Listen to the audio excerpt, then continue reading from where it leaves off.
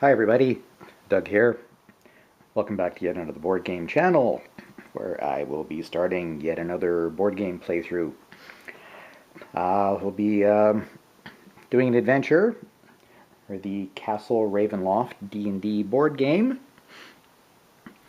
As you've been following the channel a bit, you know I've done a couple of adventures from the Wrath of Ashardalon D&D board game. The only issue with continuing with that is it's not actually my copy of the game. I borrowed it, and I feel bad for keeping it from the friend I borrowed it from for quite a while, so I've given in and just bought one of these myself. I was slightly more interested in the Castle Ravenloft setting, though. It just seems a little cooler. It's based on a classic old mid-80s, I think, D&D module, which was incredibly popular, and in fact led to an entire campaign setting called Ravenloft. So it takes place in what's considered a pocket dimension, I believe, of the main D&D realm. It's essentially a gothic horror setting where, well, yeah, vampire. So, well, I'm not going to go over how to play the game because it's exactly the same as the Wrath of Ashardalon game. It's just, I mean, there's a few tiny little mechanics tweaks in, but for like individual. It comes up on tiles and stuff as it's not like a major rules change. It's like all the others in this series. Sometimes a monster does something unique, and you just go from there. Yeah, so we're going to do Adventure 1, Escape the Tomb, which is a single hero adventure. So we'll have a look at that and start the setup. Alright, Adventure book, we are going to do Adventure 1, Escape the Tomb. A hero, alone in the dungeon crypts, must escape before the sun sets and Strahd returns. Strahd is the big bad vampire who's behind all the nastiness that happens in this pocket dimension. So our goal is going to be to find the secret stairway tile that leads us out of the dungeon before Strahd defeats us. Number of heroes, 1. So before we continue the setup, let's have a look at the hero. I've decided to go with, I think it's probably Alyssa, as opposed to Elisa. 2 L's, I want to say Alyssa. She is a human ranger. We will start, of course, as always, on the first level side. You are a master of bow and blade with keen senses and dungeon skills. You are determined to stop the evil of Castle Ravenloft. She's got an armor class of 15, so everything needs at least a 15 on their rolls to hit her. 8 HP, she can move 6 spaces. Her surge value, if she comes back from 0 HP, is only 4. Scout, you are a master explorer.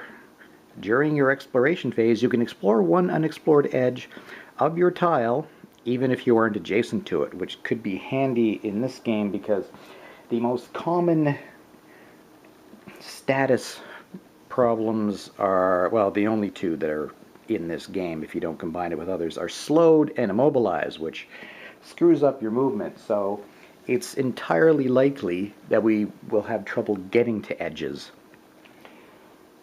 to do more exploring. So we'll be able to do it even if we're anywhere on the tile. Powers, you can use the following power cards. Just went with the standard ones as given in the adventure book, so let's have a look at her powers. Start with her at will powers, the ones she can use repeatedly. She has a hunter shot. You take aim at your prey and fire your bow. Attack one monster within 2 tiles of you. If you miss and the monster is more than one tile away from you, place it one tile closer to you so you can draw them in. Well, if you shoot and miss, you still get their attention, I guess, and they come towards you. So get a +6 to rolls, and it'll do 1 damage. Her other at will is careful attack. You study your enemy, looking for a gap in its defenses. Only when you find it do you strike. One adjacent monster takes 1 damage. Just boom. 1 damage, no matter what. Now, her utility power, which can only be used the once, unless we have something that lets us turn these cards back over. Unbalancing parry.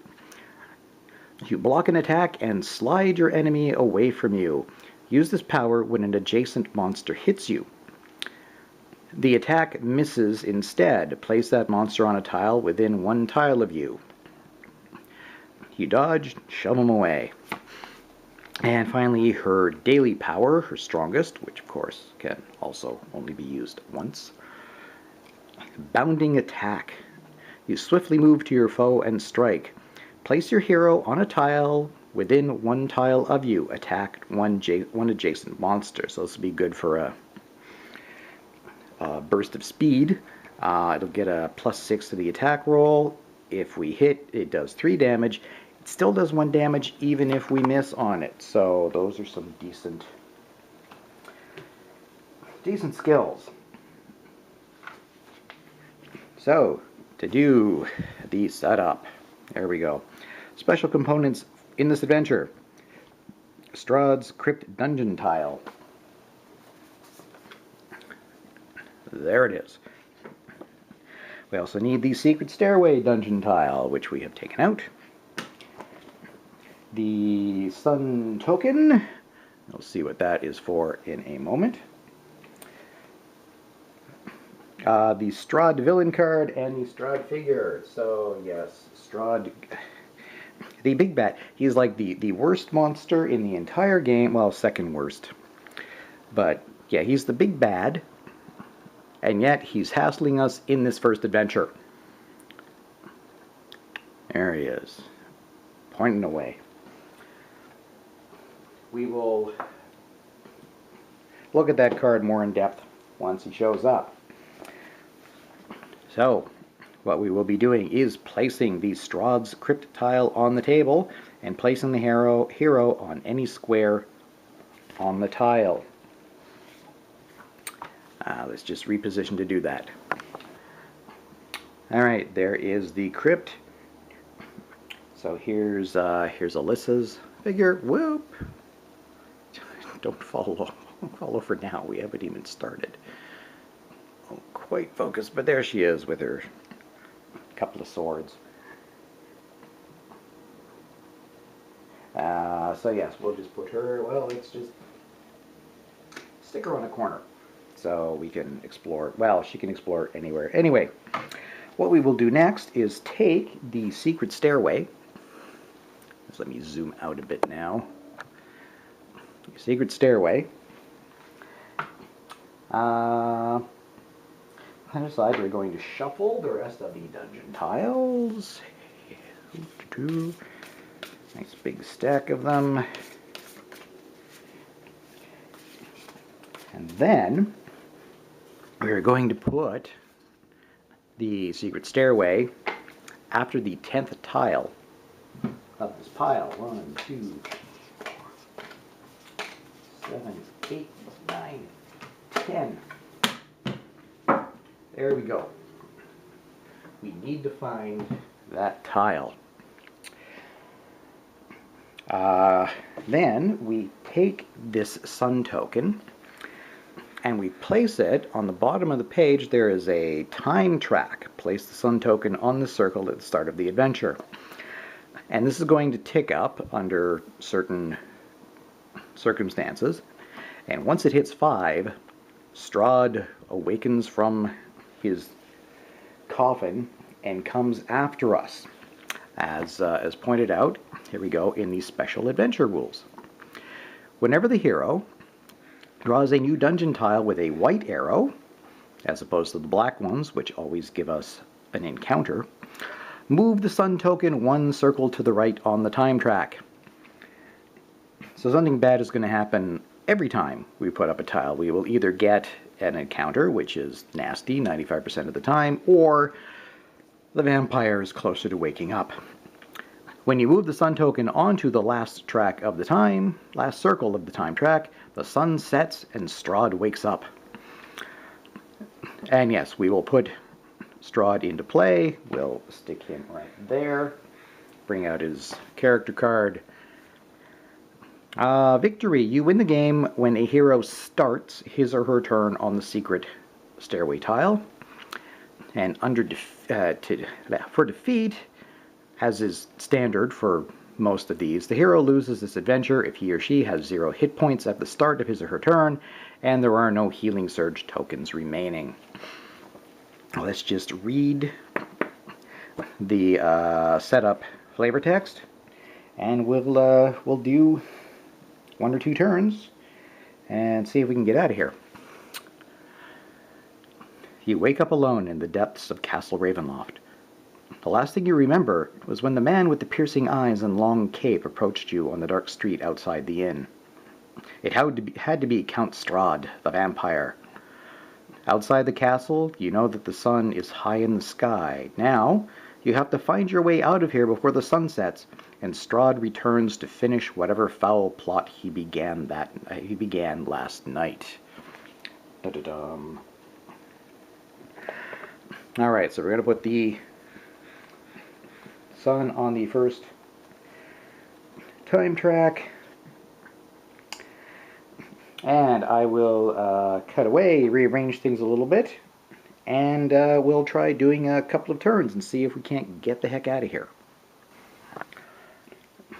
Right, before we actually properly get into it, one thing I forgot was our hero should start with a treasure. So here's the treasure deck, and we will draw until we get an actual item.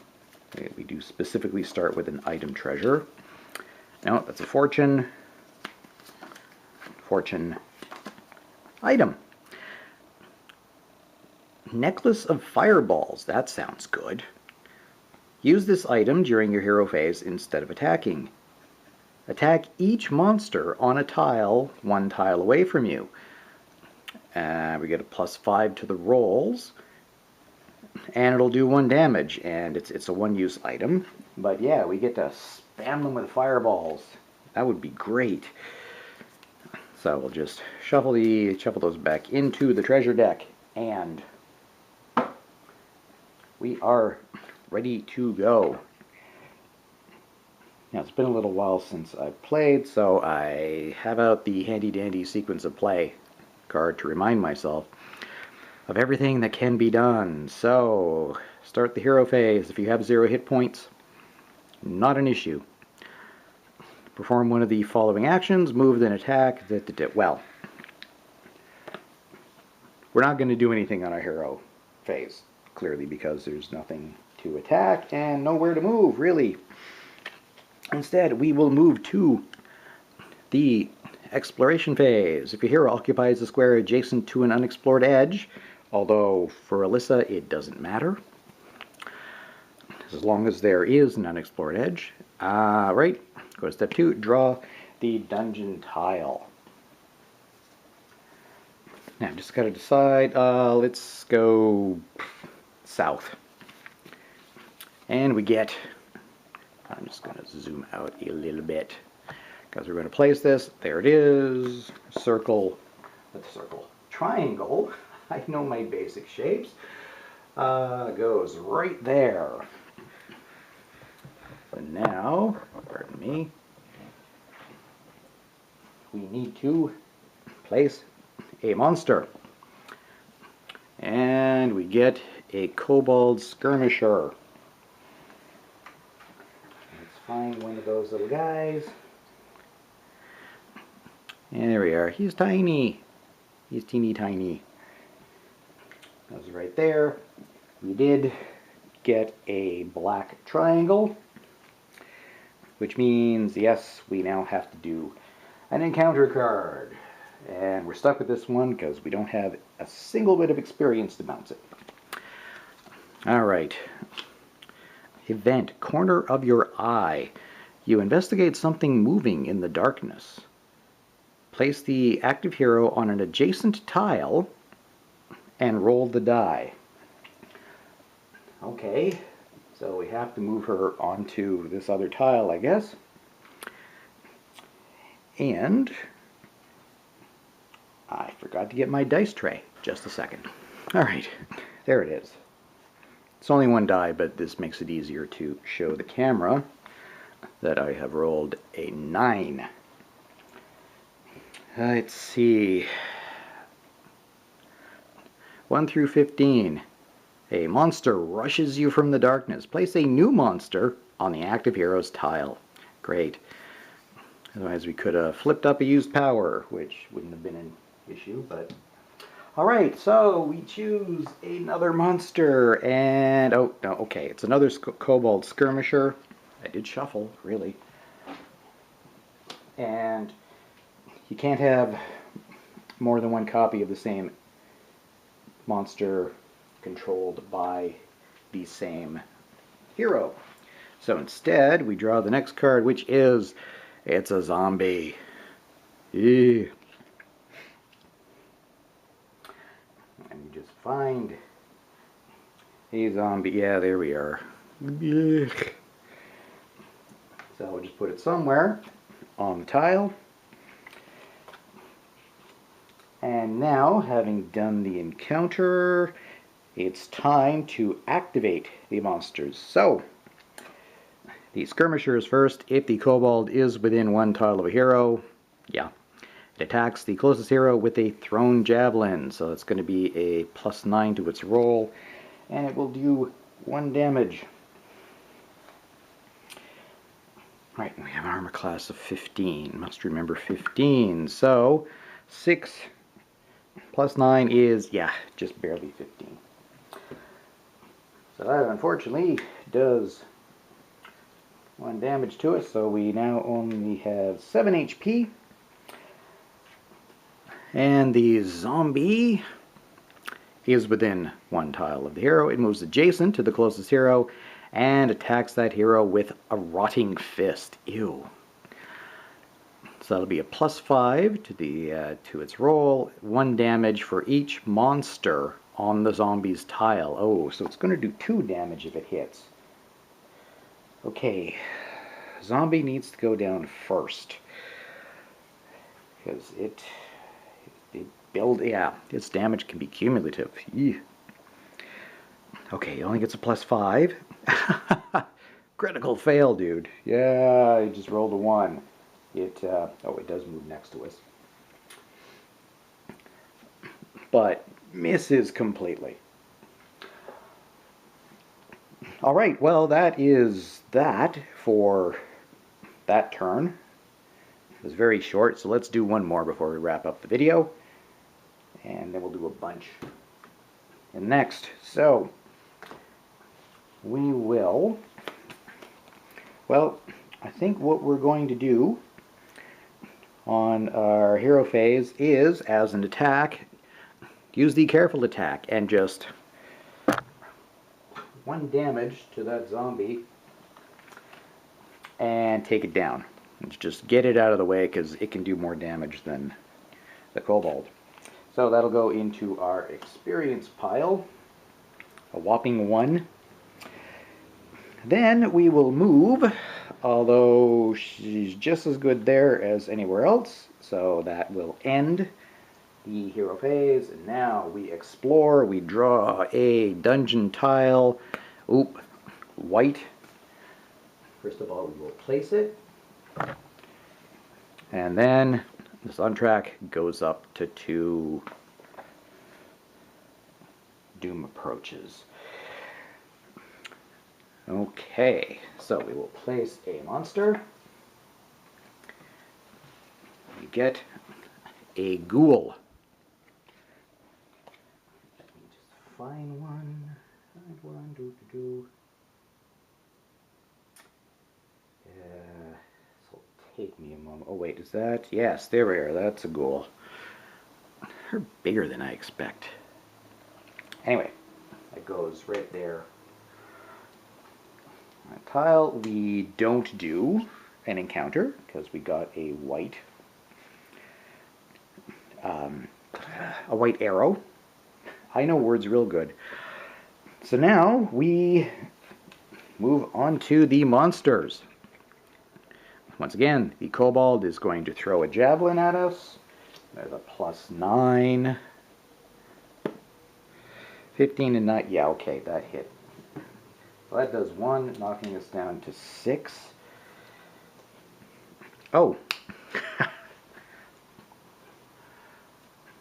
Forgot. When we killed the zombie, we should have drawn a treasure card. Lucky charm. Use this item after any die roll. Reroll the die. Now, do I want to use it there? No, I won't use it quite yet. Still kind of early. All right, then, if the ghoul is adjacent to a hero, it is not. If it is within one tile of a hero, it moves adjacent to the closest hero and attacks with Paralyzing Claw, which will roll a +7. And it'll do, if the hits, does 1 damage, and I'll be immobilized. What fun.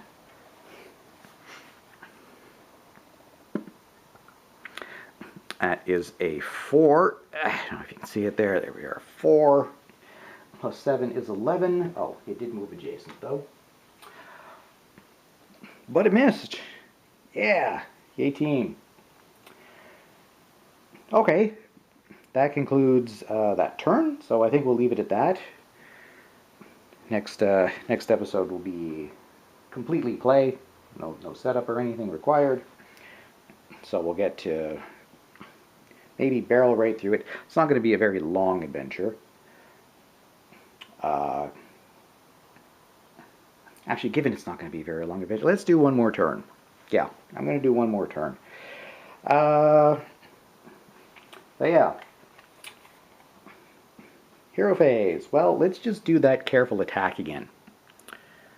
One adjacent monster takes 1 damage. It's standing right there. The ghoul only has 1 HP. Take that down, and that gives us another treasure card. Fortune. Doesn't do us any good. Flip up one of your used powers, then discard this card. Yeah, it had to be used right away, and there was no effect right away. Okay, but now let's do some moving. You move up to 6. 1, 2, 3, 4. Yeah, just gonna move over because that's where we're going to place the next tile. Explore. Bit of a hallway with a black arrow. So, boo encounter, but yay, Strahd is still sleeping. So the monster that spawns there is, oh, another kobold skirmisher. So let's just discard that. Oh, rat swarm. There it is. It always feels like this piece is broken to me because it just feels like a base. But no, it's just rat swarms are kind of flat. Put that there. Add that to our monster queue. And yes, black arrow. Time for an encounter. Event, cowardly flight. A monster flees from you to seek help. If there are no monsters in play, discard this card. Okay, that's fine. Draw a tile from the bottom of the dungeon tile stack and place it adjacent to the unexplored edge that is closest to the active hero. Place the monster closest to the active hero on that tile and place a new monster on that tile. Do not draw another encounter card. Okay, let's do this one at a time. We draw a tile from the bottom and place it there. Then, because yeah, that is 1, 2, 1, yeah, that is a closer edge than that is. Oop, hold on. Let's just, there, that's better. Then place the monster closest to the active hero, that is the rat swarm. We move it onto there, and then spawn another monster on that same tile. Okay. Somehow the rat swarm has managed to get the attention of a gargoyle. So, gargoyles have 2 HP. Okay, gargoyle areas. A little bit bigger than the others, because he's a great big freaking statue. Alright, that wraps up the encounter. So now we will go into one last monster phase for this episode.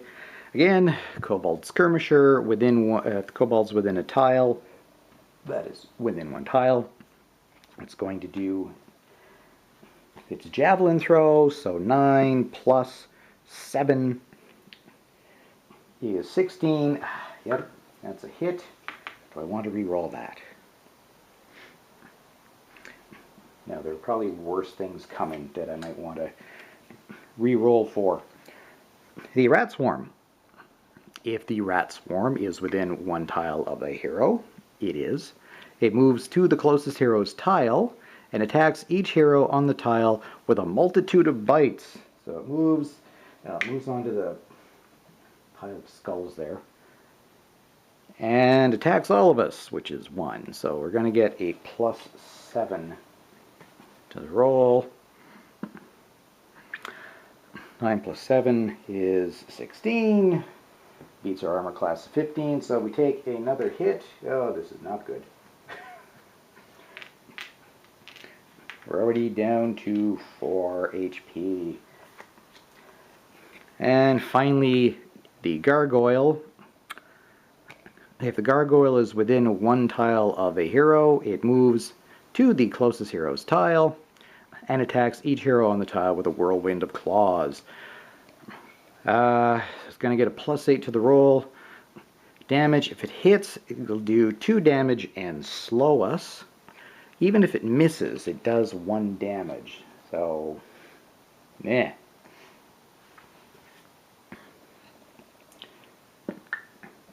8 plus 15, yeah, that was a hit. Oh. I don't know if I'm going to bother re-rolling that, because chances are, yeah, I think I've got the lucky charm, which would let me re-roll a die.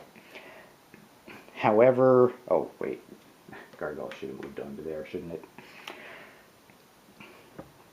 Yeah, at a plus 8, it's probably going to hit again anyway. So let's just take it and take 2 damage, but he's down to 2 HP already. Woo!